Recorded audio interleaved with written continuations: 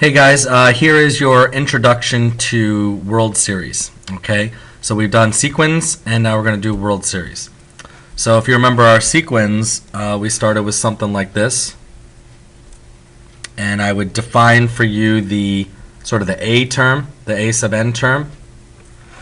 Okay, so if that's my sequence, you get it, from 1 to infinity, well, that would look like this. Let's see, n equals 1, I have a half. N equals 2, I have 1/4. N equals 3, 1/8, 1/16, dot, dot, dot. My nth term, dot, dot, dot, etc., etc. And that would be my infinite sequence. Okay? All right. I almost wrote sequence. Sequence. So now I want to translate that into series. Okay? A series is the sum of an infinite sequence. So that's the difference between those terms. A series is when you add up your sequence.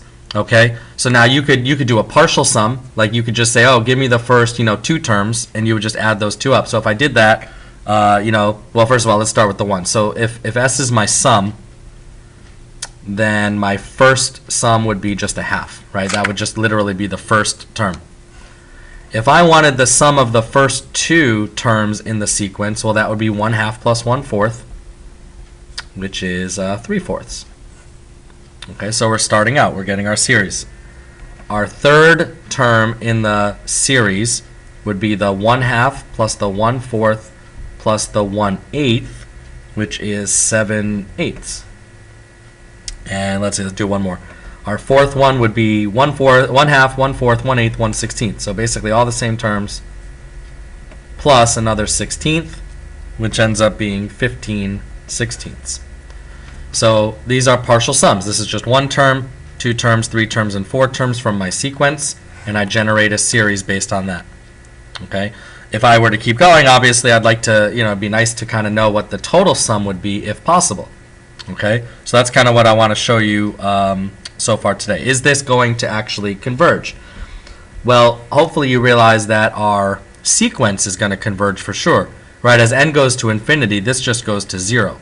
So our sequence converges, but does our series converge? And based on the numbers you see so far, you might already be able to tell that this does look like it's going to converge. What's it going to converge to, you ask? Let's find out. So glad you asked. Let's use our calculator to start here. All right, so watch carefully. First, let's get our let's just sort of like get a counting list here. So here's the trick. You have to go to the list menu, which is second stat, operations, and we want a sequence. Oops. Nope. Sorry. Second list ops sequence. I want to generate a sequence of just my counting numbers, like my terms, like number 1, number 2, number 3. So my sequence would literally just be n. Then you do comma the variable n, almost like when we did derivatives and n-deriv and f(n)int. So this is basically my formula, my a sub n. This is my variable, comma the first term you want, comma the last term you want. So I'll do 50 terms. Okay, so if I just hit enter now, it's going to show me 1, 2, 3, 4, 5, 6, 7, all the way through 50. But I want to store that. So I'm going to store that in list number 1. Okay, list number 1 is, oh, you can't see, sorry. Sorry. Okay, list number 1 is right here. So all I did was, I'll do that part again. Store second 1, which is where list 1 is. It's hard. See all the lists? List 1, list 2, list 3. You could have pulled that from the stat menu, but it's quicker to do it this way. So now I took that and I just stored it into list 1. Let's look at it and see if it's there. Stat, edit list 1, and look at list 1. See all the numbers? They just generated based on that sequence. All right, now I want to actually do the sequence of this particular problem. So I'm going to do the same thing I just did, except instead of using n, I'm going to use 1 divided by 2 to the n, from 1 to 50, and I'm going to actually store that in list number 2. Okay, so this is, we should see 1/2, 1/4, 1/8, 1/16, etc. 1/2, 1/4, 1/8, 1/6. You can't really see it. 1/16, etc. And it keeps going.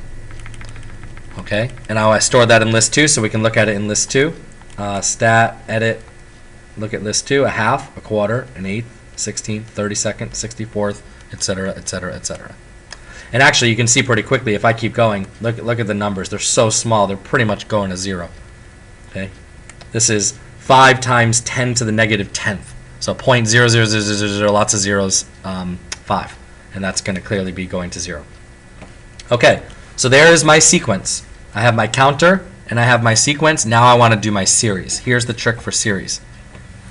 Go to list again, operations, but right below sequence, you see this one? Cumulative sum. So this is going to do a sum, basically a series of partial sums. So it will literally do each one at a time, however many I want. So I'm going to use that command, and I'm going to apply it to list number 2, because that's where I stored my sequence. And actually, that's all you have to do for that one. It's literally going to say, okay, I'm going to do a cumulative sum on list 2. So it's going to take the first item, that's the first one. The first 2 items is the second one. The next, the 3 items is the third one, etc. Just like we did right here. So I'm going to do that one, and I'm going to store it in list 3. Okay, so here, look. 1/2, that was my first term, my first partial sum. 3/4 is my second partial sum. 7/8, 15/16. I don't know that decimal off the top of my head, but I'm sure that's 15/16. Let's look at the list. List, stat, edit, and there they all are.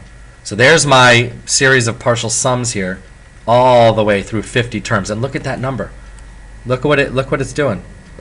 0.99994, 0.99997, 0.99998, 999, and I'm only 17 terms in. Uh-oh. It's so close to 1 it can't even distinguish anything different. And it's just 1 the rest of the way. Now that's obviously just looking at the table. I can graph this too. You ready to graph it? Go into stat plot. Turn your first one on. Mine it was off, but I was playing around with it before. So you turn it on, make sure it's on, and then you just got to make sure you pick the right list. So my list, my X values is actually list 1. Oops, list 1, and my Y values are actually list 3. Because remember the way I did it, I had my counter, my list 2 was my sequence, and my list 3 was my partial sums. And let's look at our window. 50 terms is probably way more than I need. And let's go for Y min and max. Let's just go -2 to 2. And there you go. So here's my series now. This is not the sequence, this is the series. The series seems to be leveling off at Y equals 2, which is confirmed from looking at the actual table of values. If I were to graph the sequence with this, I could do that. I can go to Y equals, graph the sequence, which was 1/2 to the n, and my first term was 1/2, and I should be able to graph that. And actually, it's probably hard to see. Let me turn my axes off, and there it is. See, can you see it okay? There's my sequence going down to 0, and my series is going up to 1. So what happens here is your sequence has to be going down to 0. If your sequence is doing anything other than going to 0, well then there's no way our sum is gonna converge to something. The only way we're gonna get convergence is if this sequence actually goes to 0. Now this sequence could go to 0 and we don't get a series that converges, but you know, we'll see those examples as we go. Okay? So here, now I want you to try one. Try let's see, where'd it go? Oh, there it is. Okay, try this one. Example. Let's look at 12/5 to the n. Okay, here is your sequence. My a sub n term from 1 to infinity. Okay, try that problem out, and pause the video, and then come back and see how you did. Okay, so take a minute, pause it, see if you can generate the series using the calculator, your sequence and series using the calculator, and see if you can get this to see if it's going to converge to something. Okay, give it a shot. All right, hopefully you gave it a try. Let's see how you did. First of all, I want to look at this sequence, and I can see that the limit as n goes to infinity for this 12/5 to the n will be 0. So I know I at least have a chance. The sequence definitely converges. Let's look at that sequence here. And so let's just change this to 12 over negative 5 to the n. And my first term, if n is 1, is going to be negative 12/5. And so if I'm starting there, I got to change my window probably a little bit. And let me turn my stat plot off so I don't mix it up with my lists. Yeah, let's see. Let's go, how about negative 5 to 5, and we'll see what that looks like. Okay, so there it is. It does seem to alternate, and then it just kind of zeroes in there. Let's play around with that window a little bit. Let's go negative 2 to 2, and instead of going 50, let's go like 15. See if that looks like a little easier to see. Nope. Still, oh, 2.4. I should have done 3 to 3. Hang on. Negative 3 to 3. Yeah, it's pretty much going to 0 so quickly. So here's your negative 2.4, and then it's positive, and then it's negative, positive, positive, or negative, and then it just pretty much zeroes out. Okay, so there's my sequence. So that makes sense. How about my series? So let's basically, our counter is still good. My L1 is good. Let's go to our list operations sequence. And let's get our 12 divided by negative 5 to the n, comma n, comma 1, comma, I might as well do all 50, and store that in list 2. Bang. Okay, so there's my first term. I knew that one. The other ones I didn't bother to calculate out. And now let's do our series. Second list, cumulative sum, on my list 2, and store that in list 3.